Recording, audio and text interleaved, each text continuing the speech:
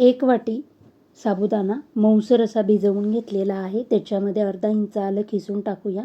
2 मध्यम आकाराचे बटाटे देखील मी इथं किसून टाकणार आहे. 1 वाटी शेंगदाणे भाजून त्याचा मिक्सरला जाडसर कूट केलेला आहे. 2 हिरव्या मिरच्या बारीक कट केलेल्या आहेत आणि भगर आपण भाजून त्याचं पीठ तयार केलेलं आहे. ते 2 चमचे टाकून त्यात 1 चमचा लिंबाचा रस, चवीनुसार मीठ टाकून आपण हे सर्व एकजीव करून घेऊया आणि त्याच्यामध्ये आपण रोल तयार करून घेणार आहोत. सर्व रोल तयार झाले की गरम तेलामध्ये तळून घेऊया. गोल्डन कलर आला की आपण हे रोल काढून घेणार आहोत. आपले साबुदाणा रोल तयार झालेले आहेत. त्यासाठी आता आपण चटणी करूया.